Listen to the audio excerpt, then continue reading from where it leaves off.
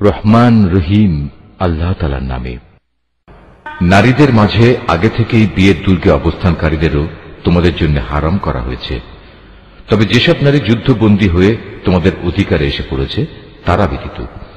এ হচ্ছে বিয়ের ব্যাপারে তোমাদের উপর আল্লাহ তাআলার বিধান। এর বাইরে যেসব নারী রয়েছে তাদের তোমাদের জন্য এ শর্তে হালাল করা হয়েছে যে তোমরা বিয়ের জন্য একটি নির্দিষ্ট পরিমাণ মোহরের বিনিময়ে আদায় করে দেবে এবং তোমরা বিয়ের সংরক্ষিত দুর্গে অবস্থান করবে। তোমরা অবাধ যৌন স্পৃহা পূরণে নিয়োজিত হবে না। অতঃপর তাদের মধ্যে যাদের তোমরা এর মাধ্যমে উপভোগ করবে তাদের মোহরের বিনিময়ে ফরজ হিসেবে আদায় করে দাও। অবশ্য একবার এ মোহর নির্ধারিত হয়ে যাওয়ার পর যে পরিমাণের উপর তোমরা উভয় একমত হও তাতে কোনো দোষের কিছু নেই। নিশ্চয়ই আল্লাহ তাআলা সর্বজ্ঞ কুশলী। আর তোমাদের মধ্যে যে ব্যক্তির স্বাধীন ও সম্ভ্রান্ত কোনো ঈমানদার নারীকে বিয়ে করার আর্থিক ও সামাজিক সামর্থ্য না থাকে তাহলে সে যেন তোমাদের অধিকারভুক্ত কোনো ঈমানদার নারীকে বিয়ে করে নেয়। তোমাদের ঈমানের অবস্থা সম্পর্কে তো আল্লাহ তাআলা সম্যক অবগত আছেন। ঈমানের মাপকাঠিতে তোমরা তো একই রকম। অতঃপর তোমরা তাদের অধিকারভুক্তদের অভিভাবকদের অনুমতি নিয়ে বিয়ে করো এবং ন্যায় ইনসাফ ভিত্তিক তাদের যথার্থ মোহরানা দিয়ে দাও। এর উদ্দেশ্য হচ্ছে তারা যেন বিয়ের দুর্গে সুরক্ষিত হয়ে যায়, স্বেচ্ছাচারিণী হয়ে পর পুরুষকে আনন্দ দানের কাজে নিয়োজিত না থাকে। অতঃপর যখন তাদের বিয়ের দুর্গে অবস্থান করে দেয়া হল তখন যদি তারা ব্যভিচারে লিপ্ত হয় তখন তাদের উপর আরোপিত শাস্তির পরিমাণ কিন্তু বিয়ের দুর্গে অবস্থানকারিণী স্বাধীন সম্ভ্রান্ত নারীদের উপর আরোপিত শাস্তির অর্ধেক। তোমাদের মধ্যে যাদের ব্যভিচারে লিপ্ত হবার আশঙ্কা থাকবে শুধু তাদের জন্যই এই রেয়াতটুকু দেয়া হয়েছে। কিন্তু তোমরা যদি ধৈর্য ধারণ করতে পারো অবশ্যই তা তোমাদের জন্য কল্যাণকর এবং আল্লাহ তাআলা একান্ত ক্ষমা পরায়ণ ও পরম দয়ালু। আল্লাহ তাআলা তার বাণীসমূহ তোমাদের কাছে খুলে খুলে বলে দিতে চান এবং তিনি তোমাদের পূর্ববর্তী পুণ্যবান মানুষদের পথে পরিচালিত করতে চান। আর এর মাধ্যমে আল্লাহ তাআলা তোমাদের ক্ষমা অনুগ্রহ করতে চান। আল্লাহ তাআলা সর্বজ্ঞ কুশলী। আল্লাহ তাআলা তোমাদের উপর ক্ষমা পরবশ হবেন। অপরদিকে যারা নিজেদের পাশবিক লালসার অনুসরণ করে তারা চায় তোমরা সে ক্ষমার পথ থেকে বহুদূরে নিক্ষিপ্ত হয়ে গোমরা থেকে যাও। আল্লাহ তাআলা তোমাদের উপর থেকে বিধিনিষেধের বোঝা লঘু করে তোমাদের জীবন সহজ করে দিতে চান, কেননা মানুষকে অত্যন্ত দুর্বল করে পয়দা করা হয়েছে। হে মানুষ, তোমরা যারা ঈমান এনেছ কখনো তোমরা একে অপরের ধন সম্পত্তি অন্যায়ভাবে গ্রাস করো না। হ্যাঁ, ব্যবসা বাণিজ্য যা করবে তা পারস্পরিক সম্মতির ভিত্তিতেই করবে এবং কখনো স্বার্থের কারণে একে অপরকে হত্যা করো না। অবশ্যই আল্লাহ তাআলা তোমাদের প্রতি মেহেরবান। যে কেউই বাড়াবাড়ি ও জুলুম করতে গিয়ে এই হত্যার কাজ করে অচিরেই আমি তাকে আগুনে পুড়িয়ে দেব। আর আল্লাহর পক্ষে এ কাজ একেবারেই সহজ, মোটেই কঠিন কিছু নয়। যদি তোমরা সে সমস্ত বড় বড় গুনাহ থেকে বেঁচে থাকো যা থেকে বেঁচে থাকার জন্য তোমাদের নির্দেশ দেয়া হয়েছে, তাহলে তোমাদের ছোটখাটো গুনাহ আমি এমনি তোমাদের হিসাব থেকে মুছে দেব এবং অত্যন্ত সম্মানজনক স্থানে আমি তোমাদের পৌঁছে দেব। আল্লাহ তাআলা তোমাদের একজনের তুলনায় আরেকজনকে যা কিছু বেশি দান করেছেন তোমরা তা পাওয়ার লালসা করো না। যা কিছু পুরুষরা উপার্জন করল তা তাদেরই অংশ হবে, আবার নারী যা কিছু অর্জন করল তাও হবে তাদেরই অংশ। তোমরা আল্লাহ তাআলার কাছ থেকে তার অনুগ্রহ পাওয়ার জন্য প্রার্থনা করো। অবশ্যই আল্লাহ তাআলা প্রতিটি বিষয় সম্পর্কে সম্যক ওয়াকিবহাল রয়েছেন। পিতামাতা ও আত্মীয় স্বজনের রেখে যাওয়া সম্পত্তিতে আমি সবার জন্যই অভিভাবক নিযুক্ত করে রেখেছি। যাদের সাথে তোমাদের কোনো চুক্তি কিংবা অঙ্গীকার রয়েছে তাদের পাওনা পুরোপুরি আদায় করে দেবে। আল্লাহ তাআলা অবশ্যই প্রতিটি বিষয়ের উপর সাক্ষী হয়ে আছেন। পুরুষরা হচ্ছে নারীদের কাজকর্মের উপর প্রহরী, তত্ত্বাবধায়ক, কারণ আল্লাহ তাআলা এদের একজনকে আরেকজনের উপর কিছু বিশেষ মর্যাদা প্রদান করেছেন। পুরুষের এই মর্যাদার একটি বিশেষ কারণ হচ্ছে প্রধানত তারাই দাম্পত্য জীবনের জন্য নিজেদের অর্থ সম্পদ ব্যয় করে। অতএব সতীসাধ্যী নারী হবে একান্ত অনুগত। পুরুষদের অনুপস্থিতিতে তারা স্বয়ং আল্লাহর তত্ত্বাবধানে থেকে নিজেদের ইজ্জত, আব্রু ও অন্যান্য সব অদেখা কিছুর রক্ষণাবেক্ষণ করবে। আর যখন কোন নারীর অবাধ্যতার ঔদ্ধত্যের ব্যাপারে তোমরা আশঙ্কা করো তখন তোমরা তাদের ভালো কথার উপদেশ দাও। তা কার্যকর না হলে তাদের সাথে একই বিছানায় থাকা ছেড়ে দাও। তাতেও যদি তারা ভালো না হয় তাহলে চূড়ান্ত ব্যবস্থা হিসেবে তাদের মৃদু প্রহার করো। তবে যদি তারা এমনি অনুগত হয়ে যায় তাহলে তাদের খামোখা কষ্ট দেওয়ার জন্য অজুহাত খুঁজে বেরিও না। অবশ্যই আল্লাহ তাআলা সর্বশ্রেষ্ঠ ও সবার চাইতে মহান। আর যদি তাদের স্বামী স্ত্রী এই দুজনের মাঝে বিচ্ছেদের আশঙ্কা দেখা দেয় তাহলে তার পক্ষ থেকে একজন সালিশ এবং তার স্ত্রীর পক্ষ থেকে একজন সালিশ নিযুক্ত করো। আসলে উভয়ে যদি নিজেদের নিষ্পত্তি চায় তাহলে আল্লাহ তাআলা তাদের পুনরায় মীমাংসায় পৌঁছার তৌফিক দেবেন। আল্লাহ তাআলা নিশ্চয়ই সম্যক জ্ঞানী, সর্ববিষয়ে ওয়াকিবহাল। তোমরা এক আল্লাহ তাআলার ইবাদত করো, কোনো কিছুকেই তার সাথে অংশীদার বানিও না এবং পিতামাতার সাথে ভালো ব্যবহার করো। আরো যারা তোমাদের ঘনিষ্ঠ আত্মীয়, এতিম, মিসকিন, আত্মীয় প্রতিবেশী, অনাত্মীয় প্রতিবেশী, তোমার পথচারীর সঙ্গী ও তোমার অধিকারভুক্ত দাস দাসী, তাদের সবার সাথেও ভালো ব্যবহার করো। অবশ্যই আল্লাহ তাআলা এমন মানুষকে কখনো পছন্দ করেন না যে অহংকারী ও দাম্ভিক। আল্লাহ তাআলা এমন ধরনের লোকদেরও ভালোবাসেন না যারা নিজেরা যেমন কার্পণ্য করে তেমনি অন্যদেরও কার্পণ্য করার আদেশ করে। তাছাড়া আল্লাহ তাআলা তাদের যা কিছু ধন সম্পদের অনুগ্রহ দান করেছেন তারা তা লুকিয়ে রাখে। আমি কাফেরদের জন্য এক লাঞ্ছনাদায়ক শাস্তির ব্যবস্থা করে রেখেছি। আল্লাহ তাআলা তাদেরও পছন্দ করেন না যারা লোক দেখানোর উদ্দেশ্যে নিজেদের ধন সম্পদ ব্যয় করে। তারা আল্লাহ তাআলা এবং শেষ বিচারের দিনকেও বিশ্বাস করে না। আর শয়তান যদি কোনো ব্যক্তির সাথী হয় তাহলে বুঝতে হবে সে বড়ই খারাপ সাথী পেল। কি দুর্যোগ তাদের উপর দিয়ে বয়ে যেত যদি তারা শয়তানকে সাথী বানানোর বদলে আল্লাহ তাআলার উপর ঈমান আনত এবং ঈমান আনত পরকাল দিবসের উপর। সর্বোপরি আল্লাহ তাআলা তাদের যা কিছু দান করেছেন তা থেকে তারা খরচ করত। বস্তুত আল্লাহ তাআলা তাদের কাজকর্ম সম্পর্কে ভালোভাবেই ওয়াকিবহাল রয়েছেন। আল্লাহ তাআলা কার উপর এক বিন্দু পরিমাণও জুলুম করেন না, বরং তিনি তো এত দয়ালু যে নেকির কাজ যদি একটি হয় তবে তিনি তার পরিমাণ দ্বিগুণ করে দেন এবং এর সাথে তিনি নিজ থেকেও বড় কিছু পুরস্কার যোগ করেন। সেদিন তাদের অবস্থাটা কেমন হবে যখন আমি প্রত্যেক উম্মতের কাজে সাক্ষী হিসেবে তাদের নবীকে এনে হাজির করব এবং হে মুহাম্মদ, এদের সবার কাছে সাক্ষী হিসেবে আমি সেদিন তোমাকে নিয়ে আসব। সেদিন যারা আল্লাহ তাআলাকে অস্বীকার করেছে এবং তার রাসূলের বিরুদ্ধাচরণ করেছে তারা কামনা করবে মাটি যদি তাদের নিজেদের সাথে মিশে একাকার হয়ে যেত। কারণ সেদিন কোনো মানুষ কোনো কথাই মহাবিচারক আল্লাহ তাআলার কাছ থেকে গোপন করতে পারবে না। রুকু 7। হে ঈমানদাররা, তোমরা কখনো নেশাগ্রস্ত অবস্থায় নামাজের কাছে যেও না যতক্ষণ পর্যন্ত তোমরা এতটুকু নিশ্চিত না হবে যে তোমরা যা কিছু বলছো তা তোমরা ঠিক ঠিক জানতে বুঝতে পারছ। আবার অপবিত্র অবস্থায়ও নামাজের কাছে যেও না যতক্ষণ না তোমরা পুরোপুরিভাবে গোসল সেরে নেবে। তবে পথচারী অবস্থায় থাকলে তা ভিন্ন কথা। আর যদি তোমরা অসুস্থ হয়ে পড়ো অথবা প্রবাসে থাকো কিংবা তোমাদের কেউ যদি পায়খানা থেকে ফিরে আসো অথবা তোমরা যদি দৈহিক মিলনের সাথে নারী স্পর্শ করো তাহলে পানি দিয়ে নিজেদের পরিষ্কার করে নেবে। তবে যদি এসব অবস্থায় পানি নাই পাও তাহলে পবিত্র মাটি দিয়ে তায়াম্মুম করে নেবে এবং তার পদ্ধতি হচ্ছে তা দিয়ে তোমাদের মুখমণ্ডল ও তোমাদের হাত মাসে করে নেবে। অবশ্যই আল্লাহ তাআলা গুনাহ মার্জনাকারী, পরম ক্ষমাশীল। হে নবী, তুমি কি তাদের অবস্থা দেখোনি যাদের আসমানি গ্রন্থের সামান্য একটা অংশ দেয়া হয়েছিল কিন্তু তারা গুমরাহির পথই কিনে নিচ্ছে। তারা তো তোমাদেরও পথভ্রষ্ট করে দিতে চায়। তোমাদের দুশমনদের আল্লাহ তাআলা ভালো করে জানেন। অভিভাবক হিসেবে যেমন আল্লাহ তাআলা যথেষ্ট তেমনি সাহায্যকারী হিসেবেও আল্লাহ তাআলাই যথেষ্ট। ইহুদি জাতির মধ্যে কিছু লোক এমন আছে যারা রাসূলের কথাগুলো মূল অর্থের স্থান থেকে সরিয়ে বিকৃত করে দেয় এবং তারা বলে আমরা শুনলাম এবং সাথে সাথে অমান্যও করলাম। আবার বলে আমাদের কথা শুনুন। আসলে ইসলামী জীবন বিধানে অপবাদ দানের উদ্দেশ্যে নিজেদের জিহ্বাকে কুঞ্চিত করে এরা বলে হে নবী আপনি শুনুন, সাথে সাথেই বলে আপনার শ্রবণ শক্তি রহিত হয়ে যাক। অথচ এসব কথা না বলে তারা যদি বলতো হে নবী আমরা আপনার কথা শুনলাম এবং তা মেনে নিলাম এবং আপনি আমাদের কথা শুনুন, আমাদের প্রতি লক্ষ্য করুন, তাহলে এই বিষয়টা তাদের জন্য কতই না ভালো হতো। তাই হতো বরং তাদের জন্য সঙ্গত। কিন্তু সত্য অস্বীকার করার কারণে তাদের উপর আল্লাহ তাআলা অভিশাপ দিয়েছেন। অতঃপর তাদের সামান্য কিছু লোকই মাত্র ঈমান এনে থাকে। হে মানুষেরা, যাদের কিতাব দেওয়া হয়েছে, তোমরা সেই গ্রন্থের উপর ঈমান আনো যা আমি মুহাম্মাদের উপর নাজিল করেছি।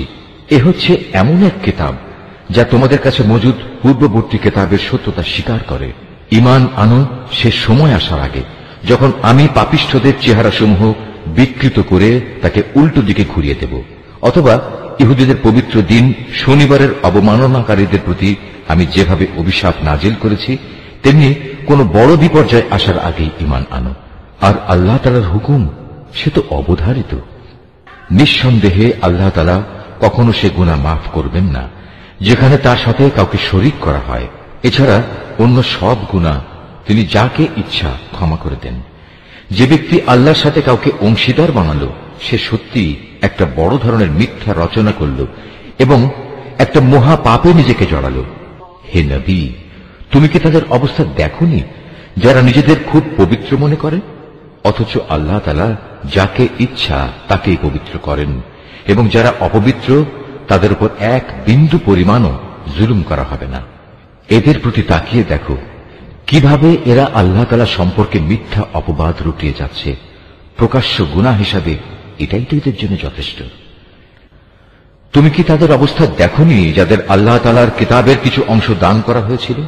তারা আস্তে আস্তে নানা ধরনের ভিত্তিহীন অমূলক জাদুমন্ত্র জাতীয় জিনিস ও বহুতর মিথ্যা মাবুদের উপর ঈমান আনতে শুরু করল, এবং কাফেরদের সম্পর্কে তারা বলতে লাগল, ঈমানদারদের তুলনায় এরাই তো সঠিক পথের উপর রয়েছে। এরাই হচ্ছে সেই হতভাগ্য মানুষগুলো যাদের উপর আল্লাহ তাআলা অভিসম্পাত করেছেন। আর আল্লাহ তাআলা যার উপর অভিশাপ পাঠান তার জন্য তুমি কোনো সাহায্যকারী পাবে না। অথবা এরা কি মনে করে যে তাদের ভাগে রাজত্ব ও প্রাচুর্য সংক্রান্ত কিছু বরাদ্দ করা আছে? যদি সত্যি সত্যি তেমন কিছু এদের দেওয়া হতো, তাহলে এরা তো খেজুর পাতার একটি ঝিল্লিও কাউকে দিতে চাইত না। অথবা এরা কি অন্যান্য মানব সন্তানদের ব্যাপারে হিংসা বিদ্বেষ পোষণ করে, যাদের আল্লাহ তাআলা নিজস্ব ভান্ডার থেকে জ্ঞান, কৌশল ও রাজনৈতিক ক্ষমতা দান করেছেন? অথচ আমি তো ইব্রাহিমের বংশধরদেরও আমার গ্রন্থ ও সেই গ্রন্থলব্ধ জ্ঞান বিজ্ঞান দান করেছিলাম। এর সাথে আমি তাদের এক বিশাল পরিমাণ রাজত্বও দান করেছিলাম। কিন্তু তাদের মধ্যে অল্প কিছু লোকই তার উপর ঈমান এনেছে, আবার কেউ কেউ তার থেকে মুখ ফিরিয়ে নিয়েছে। এদের পুড়িয়ে দেওয়ার জন্য জাহান্নামী যথেষ্ট। যারা আমার আয়াতসমূহ অস্বীকার করেছে তাদের আমি অচিরেই জাহান্নামের আগুনে পুড়িয়ে দেব। অতঃপর পুড়ে যখন তাদের দেহের চামড়া গলে যাবে, তখন আমি তার বদলে নতুন চামড়া বানিয়ে দেব, যাতে করে তারা আযাব ভোগ করতে পারে। অবশ্যই আল্লাহ তাআলা মহাপরাক্রমশালী, বিজ্ঞ, কুশলী। যারা আমার আয়াতসমূহ বিশ্বাস করেছে এবং ভালো কাজ করেছে, তাদের অচিরেই আমি এমন এক জান্নাতে প্রবেশ করাবো যার পাদদেশ দিয়ে ঝর্ণাধারা প্রবাহিত হবে। সেখানে তারা থাকবে চিরকাল। তাদের জন্য থাকবে পূত পবিত্র সঙ্গী ও সঙ্গিনীরা। সর্বোপরি আমি তাদের এক চিরস্নিগ্ধ ছায়ায় প্রবেশ করিয়ে দেব। হে ঈমানদার ব্যক্তিরা, আল্লাহ তাআলা তোমাদের নির্দেশ দিচ্ছেন, তোমরা আমানতসমূহ তাদের যথার্থ মালিকের কাছে সোপর্দ করে দেবে। আর যখন মানুষের মাঝে কোনো কিছুর ব্যাপারে তোমরা বিচার ফয়সালা করো, তখন তা ন্যায় ও ইনসাফের ভিত্তিতে করবে। আল্লাহ তাআলা তোমাদের যা কিছু উপদেশ দেন তা সত্যি সুন্দর। আল্লাহ তাআলা সবকিছু দেখেন এবং শোনেন। হে ঈমানদার মানুষেরা, তোমরা আল্লাহর আনুগত্য করো তার রাসূলের এবং সেসব লোকদের যারা তোমাদের মাঝে বিশেষভাবে দায়িত্বপ্রাপ্ত। অতঃপর তোমাদের মাঝে যদি কোনো ব্যাপারে মতবিরোধের সৃষ্টি হয়, তাহলে সেই বিষয়টি ফয়সালার জন্য আল্লাহ তাআলা ও তার রাসূলের দিকে ফিরিয়ে নিয়ে যাও। যদি তোমরা সত্যিকার অর্থে আল্লাহর উপর এবং শেষ বিচারের দিনের উপর ঈমান এনে থাকো, তাহলে এই পদ্ধতি হবে তোমাদের বিরোধ মীমাংসার সর্বোৎকৃষ্ট উপায়, এবং বিরোধপূর্ণ বিষয়সমূহের ব্যাখ্যার দিক থেকেও এটি হচ্ছে উত্তম পন্থা। হে নবী, তুমি কি তাদের অবস্থা দেখোনি যারা মনে করে তারা সে বিষয়ের উপর ঈমান এনেছে যা তোমার কাছে পাঠানো হয়েছে, এবং সে কিতাবের উপর ঈমান এনেছে যা তোমার আগে নাজিল করা হয়েছে, কিন্তু ফয়সালার সময় আমার কিতাবের বদলে এরা মিথ্যা মাবুদদের কাছ থেকে ফয়সালা পেতে চায়। অথচ এদের নির্দেশ দেওয়া হয়েছিল তারা এসব মিথ্যা মাবুদদের অস্বীকার করবে। আসল কথা হচ্ছে শয়তান এদের সত্য থেকে অনেক দূরে সরিয়ে নিয়ে যেতে চায়। এদের যখন বলা হয় আল্লাহ তাআলা তাঁর রসুলের উপর যা কিছু নাজিল করেছেন তোমরা তার দিকে ফিরে এসো। তখন তুমি এই মুনাফিকদের দেখবে এরা তোমার কাছ থেকে একে একে মুখ ফিরিয়ে দূরে সরে যাচ্ছে। অতঃপর তাদের কৃতকর্মের কারণে যখন তাদের উপর কোনো বিপদ মুসিবত এসে পড়ে তখন এদের অবস্থাটা কি হয় দেখেছ? তারা তখন সবাই তোমার কাছে ছুটে আসে এবং আল্লাহর নামের কসম করে তোমাকে বলে, আমরা তো কল্যাণ ও সম্প্রীতি ছাড়া আর কিছুই চাইনি।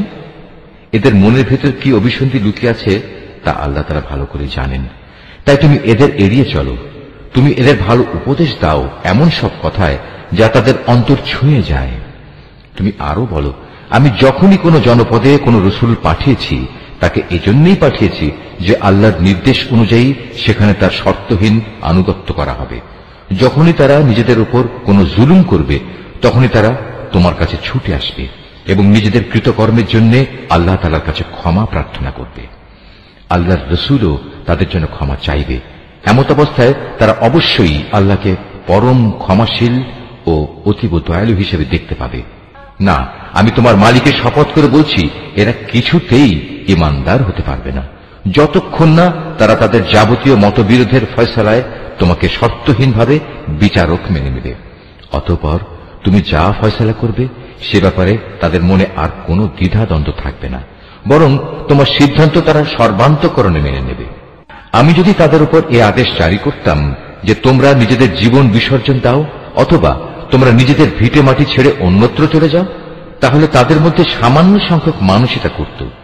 যেসব উপদেশ তাদের দেয়া হয়েছে তা যদি তারা মেনে চলত তবে তা তাদের জন্য খুবই কল্যাণকর হতো এবং তাদের মানসিক স্থিরতাও এতে করে মজবুত হতো। তাহলে আমিও আমার পক্ষ থেকে এজন্য তাদের বড় ধরনের পুরস্কার দিতাম। উপরন্তু আমি তাদের সরল পথও দেখিয়ে দিতাম। যারা আল্লাহ তাআলা ও তার রসুলের আনুগত্য করে তারা শেষ বিচারের দিন সেসব পুণ্যবান মানুষদের সাথে থাকবে যাদের উপর আল্লাহ তাআলা প্রচুর নিয়ামত বর্ষণ করেছেন। এরা হচ্ছে নবী রসুল যারা হেদায়েতের সত্যতা স্বীকার করেছে, আল্লাহর পথে জীবন উৎসর্গকারী শহীদ ও অন্যান্য নেককার মানুষ সাথী হিসাবে এরা সত্যি উত্তম। এ হচ্ছে আল্লাহ তাআলার কাছ থেকে অনুগ্রহ।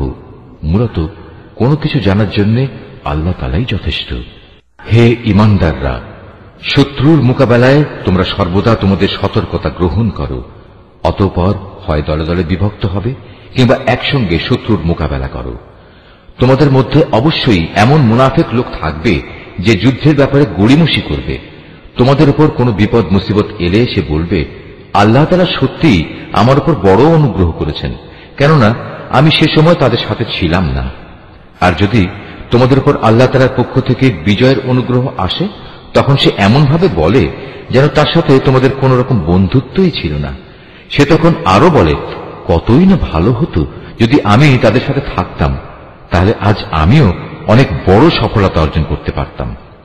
যেসব মানুষ পরকালের বিনিময়ে এ পার্থিব জীবন ও তার সুখ স্বাচ্ছন্দ্য বিক্রি করে দিয়েছে সেসব মানুষের উচিত আল্লাহ তাআলার পথে লড়াই করা, কারণ যে আল্লাহর পথে লড়াই করবে সে এ পথে জীবন বিলিয়ে দেবে কিংবা সে বিজয় লাভ করবে। অচিরেই আমি তাকে এ উভয় অবস্থার জন্যই বিরাট পুরস্কার দেব। তোমাদের একই হয়েছে, তোমরা আল্লাহর পথে সেসব অসহায় নরনারী ও দুস্থ শিশু সন্তানদের বাঁচাবার জন্য লড়াই করো না যারা নির্যাতনে কাতর হয়ে ফরিয়াদ করছে। হে আমাদের মালিক, আমাদের এই জালেমদের জনপদ থেকে বের করে অন্য কোথাও নিয়ে যাও। অতঃপর তুমি আমাদের জন্য তোমার কাছ থেকে একজন অভিভাবক পাঠিয়ে দাও। তোমার কাছ থেকে আমাদের জন্য একজন সাহায্যকারী পাঠাও। যারা আল্লাহ তাআলা ও তার রসুলের উপর ঈমান এনেছে তারা সর্বদা আল্লাহর পথে যুদ্ধ করে, আর যারা আল্লাহ তাআলাকে অস্বীকার করেছে তারা লড়াই করে মিথ্যা মাবুদদের সপক্ষে। অতএব তোমরা যুদ্ধ করো শয়তান ও তার চেলা চামুন্ডাদের বিরুদ্ধে। তোমরা সাহস হারিও না, কারণ শয়তানের ষড়যন্ত্র খুবই দুর্বল। হে নবী, তুমি কি তাদের অবস্থা দেখোনি যাদের প্রথম দিকে যখন বলা হয়েছিল তোমরা আপাতত লড়াই থেকে নিজেদের হাত গুটিয়ে রাখো, এখন নামাজ প্রতিষ্ঠা করো এবং যাকাত প্রদান করো, তখন তারা জিহাদের জন্য অস্থির হয়ে পড়েছিল। অথচ যখন পরবর্তী সময়ে তাদের উপর সত্যি সত্যের লড়াইয়ের হুকুম নাজিল করা হলো তখন এদের একদল লোক তো প্রতিপক্ষের মানুষদের এমন ভাবে ভয় করতে শুরু করলো যেমনি ভয় শুধু আল্লাহ তাআলাকেই করা উচিত, ক্ষেত্র বিশেষে তার চাইতেও বেশি। তারা আরো বলতে শুরু করলো, হে আমাদের মালিক, তুমি আমাদের উপর যুদ্ধের এ হুকুম এত তাড়াতাড়ি জারি করতে গেলে কেন? কত ভালো হতো যদি তুমি আমাদের সামান্য কিছুটা অবকাশ দিতে। হে নবী, তুমি বলো, দুনিয়ার এ ভোগ সামগ্রী অত্যন্ত সামান্য। যে ব্যক্তি আল্লাহ তাআলাকে ভয় করে তার জন্য পরকাল অনেক উত্তম, আর সেই পরকালে তোমাদের উপর কণা মাত্র অবিচার করা হবে না। তোমরা যেখানেই থাকো না কেন, মৃত্যু এসে তোমাদের নাগাল পাবেই। এমনকি তোমরা যদি কোনো মজবুত দুর্গেও থাকো, সেখানেও মৃত্যু এসে হাজির হবে। এদের অবস্থা হচ্ছে, যখন কোনো কল্যাণ তাদের স্পর্শ করে তখন তারা বলে, হ্যাঁ, এ তো আল্লাহর পক্ষ থেকেই এসেছে। অপরদিকে যখন তাদের কোনো ক্ষতি ও অকল্যাণ স্পর্শ করে তখন তারা বলে, এসব তো এসেছে তোমার কাছ থেকে। তুমি তাদের বলে দাও, কল্যাণ অকল্যাণ সব কিছুতে আসে আল্লাহর পক্ষ থেকে। এই জাতির হয়েছে কি? এরা মনে হয় কথাটি বুঝতেই চায় না। যে কল্যাণই তুমি লাভ করো না কেন, মনে রেখো তা আল্লাহর পক্ষ থেকেই আসে। আর যেটুকু অকল্যাণ তোমার উপর আসে তা আসে তোমার নিজের কর্মদোষের কারণে। আমি তোমাকে মানুষদের জন্য রসুল বানিয়ে পাঠিয়েছি, আর সাক্ষী হিসেবে তো আল্লাহ তাআলাই যথেষ্ট। যে ব্যক্তি রসুলের আনুগত্য করে সে যেন আল্লাহরই আনুগত্য করে, আর যে ব্যক্তি তার আনুগত্য থেকে মুখ ফিরিয়ে নেয় তাদের উপর মনে রেখো আমি তোমাকে প্রহরী বানিয়ে পাঠাইনি। তারা মুখে মুখে বলে, আমরা তোমার আনুগত্য স্বীকার করি, কিন্তু তারা যখন তোমার কাছ থেকে দূরে সরে যায় তখন তাদের একদল লোক রাতের অন্ধকার সময়ে একত্রিত হয়ে ঠিক তুমি যা বলো তার বিরুদ্ধেই সলা পরামর্শ করে বেড়ায়। তারা রাতের বেলায় যা কিছু করে আল্লাহ তাআলা সেসব কর্মকাণ্ডগুলো ঠিক মতোই লিখে রাখছেন। অতএব তুমি এদের উপেক্ষা করে চলো এবং সর্ববিষয়ে শুধু আল্লাহ তাআলার উপরই ভরসা রাখো। অভিভাবক হিসেবে তো আল্লাহ তাআলাই যথেষ্ট। এরা কি কোরআন ও তার সূত্র নিয়ে চিন্তা গবেষণা করে না? এই গ্রন্থটা যদি আল্লাহ তাআলা ছাড়া অন্য কারো কাছ থেকে আসত তাহলে তাতে অবশ্যই তারা অনেক গরমিল দেখতে পেত। এদের কাছে যখনই নিরাপত্তা কিংবা ভয়ের কোনো খবর আসে তখন সত্য মিথ্যা না জেনেই এরা তা প্রচার করে বেড়ায়। অথচ তারা যদি এ জাতীয় খবর আল্লাহর রসুল এবং তাদের দায়িত্বপ্রাপ্ত ব্যক্তিকে জানিয়ে দিত তাহলে এমন সব লোকেরা তা জানতে পারত যারা তাদের মধ্যে থেকে সেই খবরের যথার্থতা যাচাই করতে পারত। যদি তোমাদের উপর আল্লাহর অনুগ্রহ না থাকত তাহলে এ প্রচারণার ফলে হাতে গোনা কিছু লোক ছাড়া তোমাদের অধিকাংশ লোকই শয়তানের অনুসারী হয়ে যেত। অতএব হে নবী, তুমি আল্লাহর পথে লড়াই করো, কেননা তোমাকে শুধু তোমার কাজকর্মের জন্যই দায়ী করা হবে এবং তুমি তোমার সাথী মোমেনদের আল্লাহ তাআলার পথে লড়াই করতে উদ্বুদ্ধ করতে থাকো। আল্লাহ তাআলা হয়তো অচিরেই এ কাফেরদের শক্তি চূর্ণ বিচূর্ণ করে দেবেন, কারণ আল্লাহ তাআলা শক্তিতে প্রবলতর, আবার শাস্তি দানেও তিনি কঠোরতর। যদি তার জন্য কোনো ব্যক্তি কোনো ভালো কাজে সুপারিশ করে তাহলে তাতে অবশ্যই তার অংশ থাকবে, আবার যে ব্যক্তি কোনো অন্যায় কাজের ব্যাপারে সুপারিশ করবে তাহলে তার সৃষ্ট অকল্যাণেও তার সমপরিমাণ অংশ থাকবে। আল্লাহ তাআলাই তোমাদের সব ধরনের কাজের একক নিয়ন্ত্রণকারী। যখন তোমাদের সালাম দ্বারা অভিবাদন জানানো হয় তখন তোমরা তার চাইতেও উত্তম পন্থায় তার জবাব দাও। উত্তম ভাবে না হলেও কমপক্ষে যতটুকু সে দিয়েছে ততটুকুই ফেরত দাও। অবশ্যই আল্লাহ তাআলা সব কিছুর পুঙ্খানুপুঙ্খ হিসাব রাখেন। আল্লাহ তাআলা এক মহান সত্তা, তিনি ছাড়া দ্বিতীয় কোনো মাবুদ নেই। অবশ্যই তিনি তোমাদের কিয়ামতের দিন এক জায়গায় জড়ো করবেন। সেদিনের ব্যাপারে কোনো রকম সন্দেহ নেই। আর এমন কে আছে যে আল্লাহ তাআলার চাইতে বেশি সত্য কথা বলতে পারে? এ কি হলো তোমাদের? তোমরা মুনাফিকদের ব্যাপারে দুদলে বিভক্ত হয়ে গেলে, বিশেষ করে যখন স্বয়ং আল্লাহ তাআলাই তাদের কৃতকর্মের জন্য তাদের উপর অভিশাপ নাজিল করেছেন। আল্লাহ তাআলা যাদের পথভ্রষ্ট করে দিয়েছেন তোমরা কি তাদের সঠিক পথে আনতে চাও? বস্তুত আল্লাহ তাআলা যাকে পথভ্রষ্ট করেন তার জন্য তুমি কোনো পথে খুঁজে পাবে না। তারা তো এটাই কামনা করে যে তারা যেভাবে কুফরি করেছে তোমরাও তেমনি কুফরি করো, তাহলে তোমরা উভয়ে একই রকম হয়ে যেতে পারো। কাজেই তুমি তাদের মধ্যে থেকে কাউকেও নিজের বন্ধুরূপে গ্রহণ করো না, যতক্ষণ না তারা আল্লাহ তাআলার পথে নিজেদের ভিটে মাটি ছেড়ে ঈমানের প্রমাণ না দেবে। আর যদি তারা হিজরতের এ কাজটি না করে তাহলে তোমরা তাদের যেখানেই পাবে গ্রেফতার করবে এবং যুদ্ধরত শত্রুদের সহযোগিতা করার জন্য তাদের হত্যা করবে। আর কোনো অবস্থায় তাদের মধ্যে থেকে কাউকে তোমরা বন্ধু ও সাহায্যকারী হিসেবে গ্রহণ করো না। অবশ্য তাদের কথা আলাদা, যারা তোমাদের সাথে চুক্তিবদ্ধ কোনো একটি সম্প্রদায়ের সাথে এসে মিলিত হবে। আবার তাদের ব্যাপারও নয় যারা তোমাদের সামনে এমন মানসিক অবস্থা নিয়ে আসে যে মূলত তাদের অন্তর তোমাদের সাথে যেমনি লড়াই করতে বাধা দেয়, তেমনি নিজেদের জাতির বিরুদ্ধেও তাদের লড়াই করতে বাধা দেয়। অপরদিকে আল্লাহ তাআলা যদি চাইতেন, তিনি তোমাদের উপর এদের ক্ষমতাবান করে দিতে পারতেন। তেমন অবস্থায় তারা অবশ্যই তোমাদের সাথে লড়াই করত। অতএব এরা যদি তোমাদের কাছ থেকে আলাদা হয়ে যায়, ময়দানের লড়াই থেকে বিরত থাকে এবং তোমাদের কাছে শান্তি ও সন্ধির প্রস্তাব পাঠায়, তাহলে তাদের বিরুদ্ধে অভিযানের কোনো পন্থাই আল্লাহ তাআলা তোমাদের জন্য উন্মুক্ত রাখেননি। এই মুনাফিকদের মাঝে তোমরা এমন আরেক দল পাবে যারা তোমাদের দিক থেকে যেমন শান্তি ও নিরাপত্তা পেতে চায়, তেমনি তারা তাদের নিজেদের জাতির কাছ থেকেও নিরাপত্তা ও নিশ্চয়তা পেতে চায়। কিন্তু এদের যখনই কোনো বিপর্যয় সৃষ্টির কাজের দিকে ডাক দেয়া হবে, তখন সাথে সাথেই এরা তোমাদের বিরুদ্ধে ঝাঁপিয়ে পড়বে। এরা যদি সত্যিই তোমাদের সাথে যুদ্ধ করা থেকে সরে না দাঁড়ায় এবং কোনো শান্তি ও সন্ধি প্রস্তাব তোমাদের কাছে পেশ না করে এবং নিজেদের অস্ত্র সংবরণ না করে, তাহলে তাদের তোমরা যেখানেই পাবে গ্রেফতার করবে এবং চরম বিদ্রোহের জন্য তাদের তোমরা হত্যা করবে। মূলত এরাই হচ্ছে সেসব লোক যাদের উপর আমি তোমাদের সুস্পষ্ট ক্ষমতা দান করেছি। এটা কোনো ইমানদার ব্যক্তির কাজ নয় যে সে আরেকজন ইমানদার ব্যক্তিকে হত্যা করবে। অবশ্য ভুলবশত করে ফেললে তা সম্পূর্ণ ভিন্ন কথা। যদি কোনো ইমানদার ব্যক্তি আরেকজন ইমানদার ব্যক্তিকে ভুল করে হত্যা করে, তাহলে তার বিনিময় হচ্ছে সে একজন দাস মুক্ত করে দেবে এবং তার সাথে নিহত ব্যক্তির পরিবার পরিজনকে তার রক্তের ন্যায়সঙ্গত মূল্য পরিশোধ করে দেবে। তবে নিহত ব্যক্তির পরিবারের লোকেরা যদি রক্তমূল্য মাফ করে দেয়, তবে তা স্বতন্ত্র কথা। এই নিহত ইমানদার ব্যক্তি যদি এমন কোন জাতির বা গোত্রের লোক হয় যারা তোমাদের শত্রু, তাহলে তার বিনিময় হবে শুধু একজন মোমেন দাসের মুক্তি। অপরদিকে নিহত ব্যক্তি যদি এমন এক সম্প্রদায়ের কেউ হয়ে থাকে যাদের সাথে তোমাদের কোনো সন্ধি চুক্তি বলবৎ আছে, তবে তার রক্তের মূল্য আদায় করা ও একজন ইমানদার দাসের মুক্তিও অপরিহার্য। যে ব্যক্তি মুক্ত করার জন্য কোনো দাস পাবে না, তার বিধান হচ্ছে ক্রমাগত 2 মাসের রোজা রাখা। এ হচ্ছে আল্লাহ তাআলার পক্ষ থেকে মানুষের তওবা কবুল করানোর ব্যবস্থা মাত্র। বস্তুত আল্লাহ তাআলা সর্বজ্ঞ, কুশলী। যে ব্যক্তি ইচ্ছাকৃতভাবে কোনো ইমানদার ব্যক্তিকে হত্যা করবে, তার শাস্তি হচ্ছে জাহান্নাম। সেখানে সে অনন্তকাল ধরে পড়ে থাকবে। আল্লাহ তাআলা তার উপর ভয়ানক রুষ্ট, তাকে তিনি লানত দেন। আল্লাহ তাআলা তার জন্য যন্ত্রণাদায়ক আযাব প্রস্তুত করে রেখেছেন। হে ঈমানদার ব্যক্তিরা, তোমরা যখন আল্লাহ তাআলার পথে জিহাদের রাস্তায় বের হবে, তখন বিচার বুদ্ধি প্রয়োগ করবে।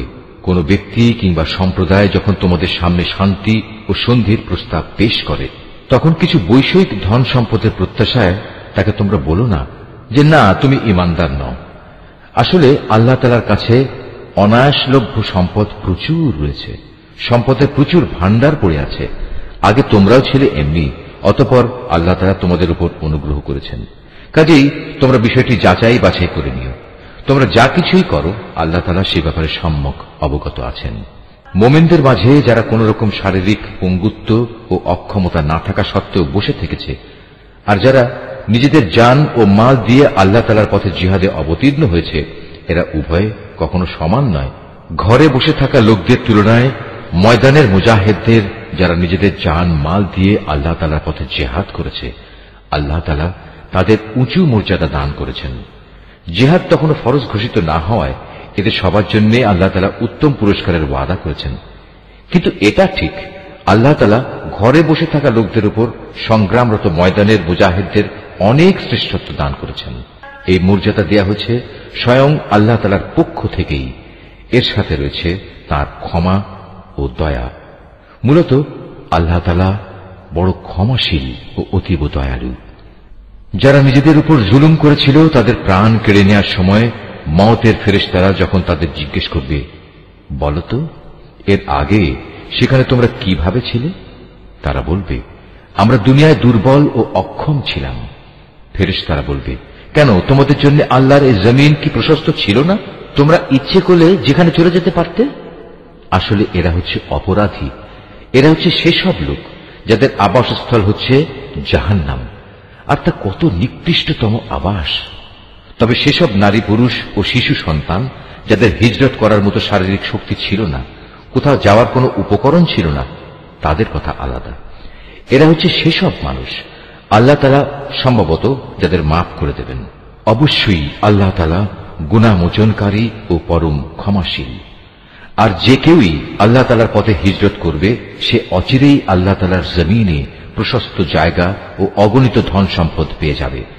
যখন কোনো ব্যক্তি আল্লাহ তাআলা ও তার রসুলের উদ্দেশ্যে হিজরত করার জন্য নিজ বাড়ি থেকে বের হয় এবং এমতাবস্থায় মৃত্যু এসে তাকে গ্রাস করে নেয়, তাহলে তার সে অপূর্ণ হিজরতের পুরস্কার দেওয়ার দায়িত্ব আল্লাহ তাআলার উপর।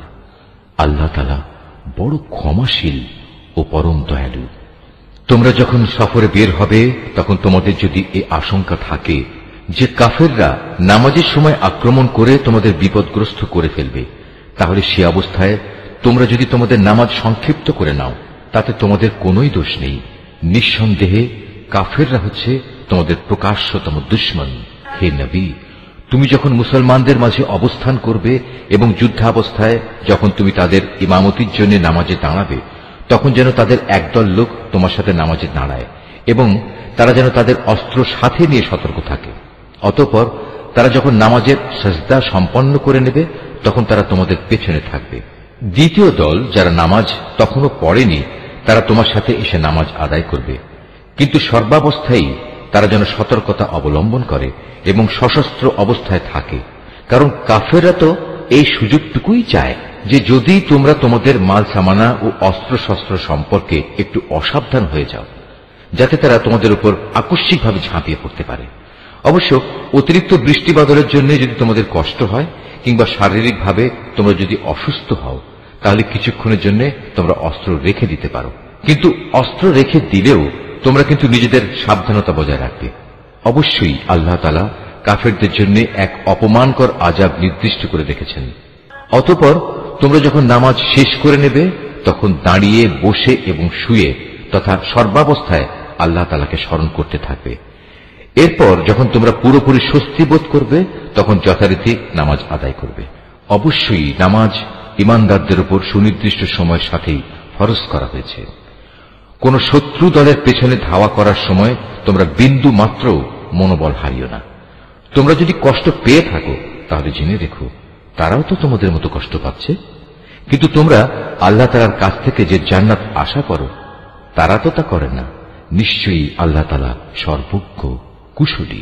অবশ্যই আমি সত্য দ্বীনের সাথে তোমার উপর এই গ্রন্থ নাজিল করেছি, যাতে করে আল্লাহ তাআলা তোমাকে যা জ্ঞানের আলো দেখিয়েছেন তার আলোকে তুমি মানুষদের বিচার মীমাংসা করতে পারো। তবে বিচার ফয়সালার সময় তুমি কখনো বিশ্বাসঘাতকদের পক্ষে তর্ক করো না। তুমি আল্লাহ তাআলার কাছে ক্ষমা প্রার্থনা করো। অবশ্যই আল্লাহ তাআলা বড় ক্ষমাশীল ও পরম দয়ালু। যারা নিজেদের সাথে বিশ্বাসঘাতকতা করে তুমি কখনো এমন সব লোকের পক্ষে কথা বলো না, কেননা আল্লাহ তাআলা এই পাপিষ্ঠ বিশ্বাসঘাতকদের কখনো পছন্দ করেন না। এরা মানুষদের কাছ থেকে নিজেদের কর্ম লুকিয়ে রাখতে চায়, কিন্তু আল্লাহ তাআলার কাছ থেকে তারা কিছুই লুকোতে পারবে না। আল্লাহ তাআলা তো হচ্ছেন সেই মহান সত্তা যিনি রাতের অন্ধকারে তিনি যেসব কথা বা কাজ পছন্দ করেন না এমন সব বিষয়ে যখন এরা সলা পরামর্শ করে তখনও তিনি তাদের সাথেই থাকেন। এরা যা কিছু করে তা সম্পূর্ণ আল্লাহ তাআলার জ্ঞানের পরিধির আওতাধীন। হ্যাঁ, এরাই হচ্ছে সেসব লোক যাদের সঠিক ঘটনা না জানার কারণে দুনিয়ার জীবনে তোমরা যাদের পক্ষে তর্ক করেছ, কিন্তু কিয়ামতের দিনে আল্লাহ তাআলার সামনে কে তাদের পক্ষে কথা বলবে কিংবা সেদিন কে তাদের উপর অভিভাবক হবে?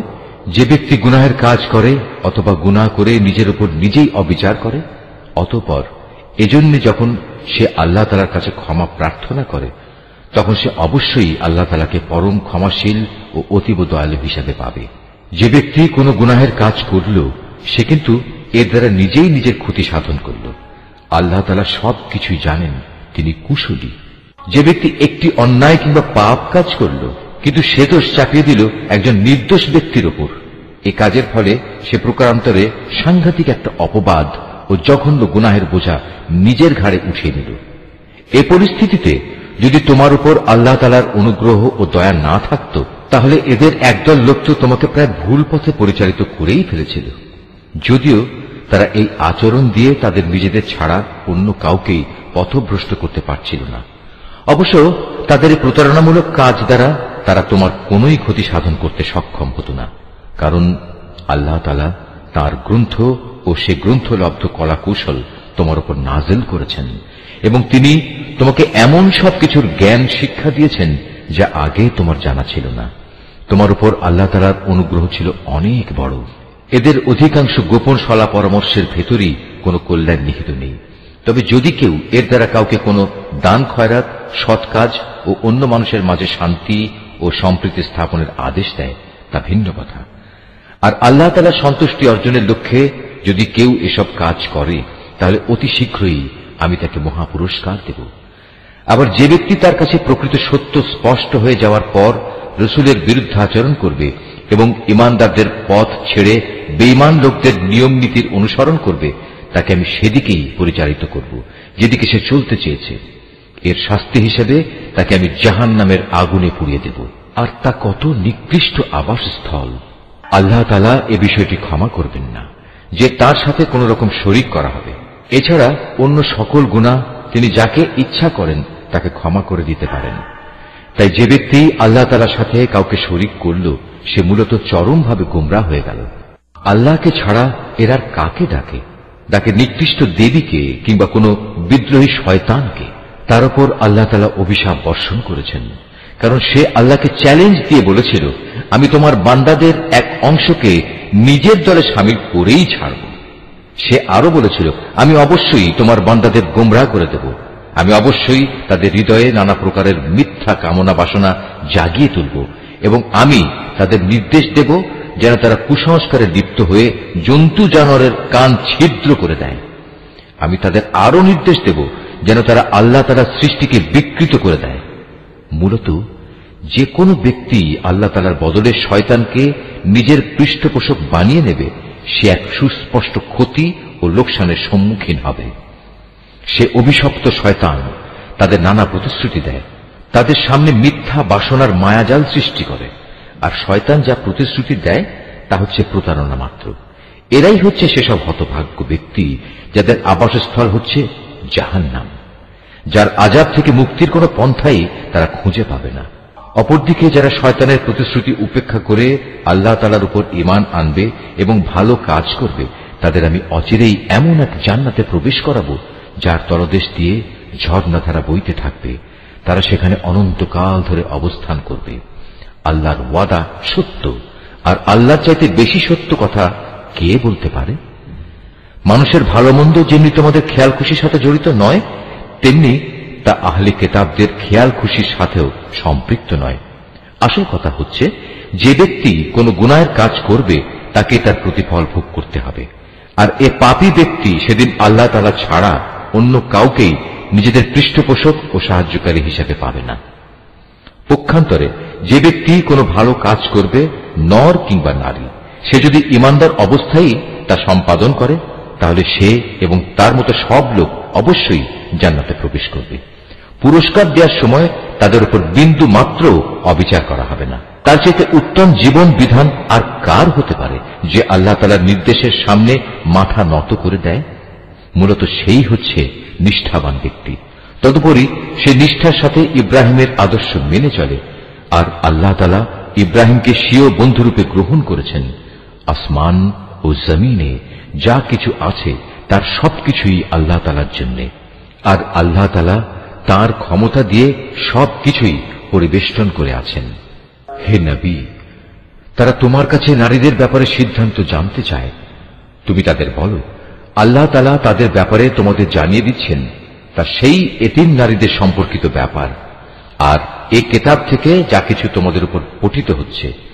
আল্লাহ তাআলা তাদের জন্য যেসব অধিকার দান করেছেন যা তোমরা আদায় করতে চাও না, অথচ তোমরা তাদের বিয়ে ঠিকই করতে চাও।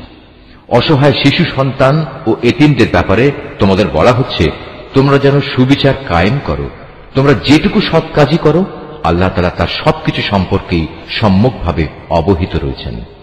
যদি কোনো স্ত্রীলোক তার স্বামীর কাছ থেকে দুর্ব্যবহার কিংবা অবজ্ঞার আশঙ্কা করে, তাহলে সে অবস্থায় পারস্পরিক ভালোর জন্য আপোষ নিষ্পত্তি করে নিলে তাদের উপর এতে কোনো দোষ নেই, কারণ সর্বাবস্থায় আপোষ মীমাংসার পন্থাই হচ্ছে উত্তম পন্থা।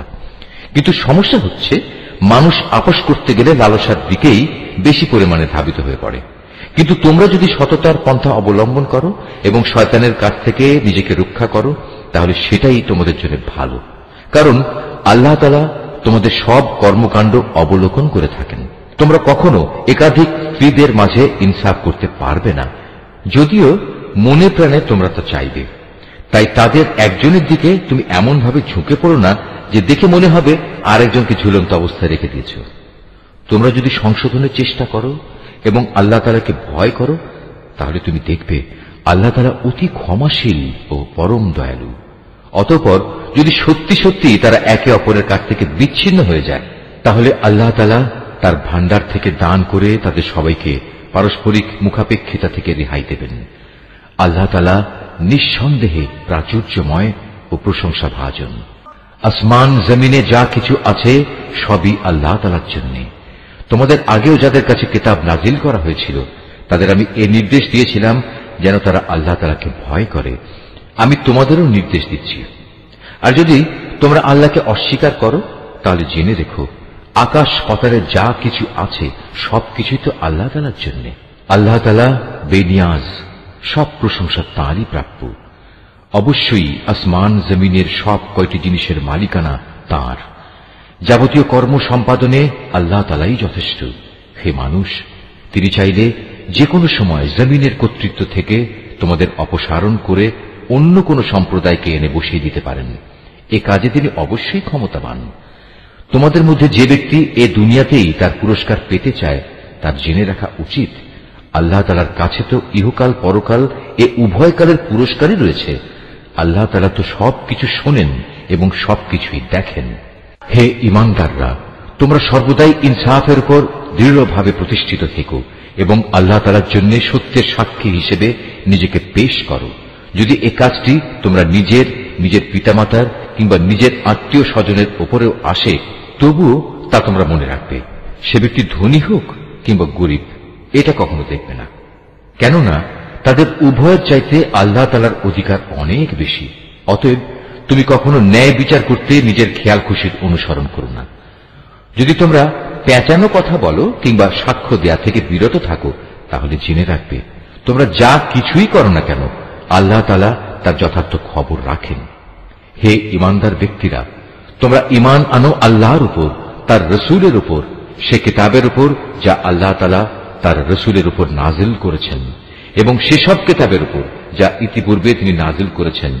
আর যে ব্যক্তি আল্লাহ তাআলাকে অস্বীকার করল তার ফেরেশতাদের, তার পাঠানো কিতাবসমূহ, তার নবী রসুলদের ও পরকাল দিবসকে, বুঝতে হবে সে ভীষণভাবে পথভ্রষ্ট হয়ে গেছে।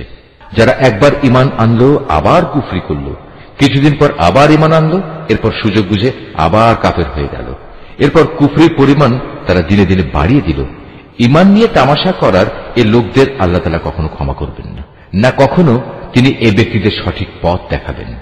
হে নবী, মুনাফিক ব্যক্তিদের তুমি সুসংবাদ দাও যে তাদের জন্য ভয়াবহ আযাব রয়েছে, যারা দুনিয়ার ফায়দার জন্য ঈমানদারদের বদলে কাফেরদের বন্ধু হিসেবে গ্রহণ করেছে। তারা কি এর দ্বারা এদের কাছ থেকে কোন রকম মান সম্মানের প্রত্যাশা করে? অথচ সবটুকু মান সম্মান তো আল্লাহ তাআলার জন্যই নির্দিষ্ট। আল্লাহ তাআলা ইতিপূর্বেও এ কিতাবের মাধ্যমে তোমাদের উপর আদেশ নাজিল করেছিলেন যে তোমরা যখন দেখবে কাফেরদের কোন বৈঠকে আল্লাহ তাআলা নাজিল করা কোন আয়াত অস্বীকার করা হচ্ছে এবং তার সাথে ঠাট্টা বিদ্রূপ করা হচ্ছে, তখন তোমরা তাদের সাথে এ ধরনের মজলিসে বসো না, যতক্ষণ না তারা অন্য কোনো আলোচনায় লিপ্ত হয়। এমনটি করলে অবশ্যই তোমরা তো তাদের মতো হয়ে গেলে। জেনে রেখো আল্লাহ তাআলা অবশ্যই সব কাফের ও মুনাফিকদের জাহান্নামে একত্রিত করে ছাড়বেন।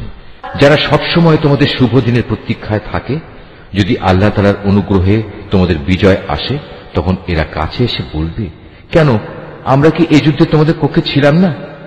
আবার যদি কখনো কাফেরদের ভাগে বিজয়ের অংশ লেখা হয়, তাহলে এরা সেখানে গিয়ে বলবে, আমরা কি তোমাদের মুসলমানদের কাছ থেকে রক্ষা করিনি?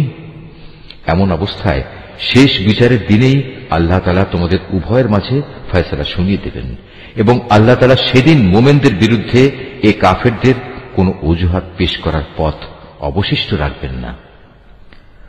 অবশ্যই মুনাফিকরা আল্লাহ তাআলাকে ধোঁকা দেয়, মূলত এর মাধ্যমে আল্লাহ তাদের প্রতারণায় ফেলে দিচ্ছেন। এরা যখন নামাজে দাঁড়ায় তখন একান্ত আলস্য ভরেই দাঁড়ায়, আর তাও কেবল লোক দেখানোর জন্যই। এরা আল্লাহ তাআলাকে আসলে কমই স্মরণ করে। এরা কুফরি ও ইমানের এর দুটানায় দোদুল্যমান। এরা না এদিকে না ওদিকে। তুমি সে ব্যক্তিকে কখনো সঠিক পথ দেখাতে পারবে না যাকে আল্লাহ তাআলাই গুমরাহ করে দেন। হে ইমানদার বান্দারা, তোমরা ইমানদার ব্যক্তিদের বাদ দিয়ে কাফেরদের নিজেদের বন্ধুরূপে গ্রহণ করো না। তোমরা কি তাদের বন্ধুরূপে গ্রহণ করে আল্লাহ তাআলার কাছে তোমাদের বিরুদ্ধে কোন সুস্পষ্ট প্রমাণ তুলে দিতে চাও? এ কাফের ও মুনাফিকরা জাহান্নামের সর্বনিম্ন স্তরে অবস্থান করবে। তুমি সেদিন তাদের জন্য কোন সাহায্যকারী খুঁজে পাবে না। তবে তাদের কথা আলাদা, যারা তওবা করে এবং পরবর্তী জীবন সংশোধন করে নেয়, আল্লাহ তাআলার রশি শক্ত করে ধরে রাখে এবং একমাত্র আল্লাহ তাআলার উদ্দেশ্যেই স্বীয় জীবন বিধান একনিষ্ঠ করে নেবে। এসব লোকেরা অবশ্যই সেদিন বিশ্বাসী বান্দাদের সাথে অবস্থান করবে, আর অচিরেই আল্লাহ তাআলা তার ঈমানদার বান্দাদের বড় ধরনের পুরস্কার দেবেন। তোমরাই বলো, আল্লাহ তাআলা কি খামোখা তোমাদের শাস্তি দেবেন যদি তোমরা তার প্রতি কৃতজ্ঞতা আদায় করো এবং তার উপর ঈমান আনো? বস্তুত আল্লাহ তাআলা হচ্ছেন সর্বোচ্চ পুরস্কার দাতা, সম্যক ওয়াকিবহাল। নিশ্চয়ই আল্লাহ যা বলেছেন সত্য বলেছেন।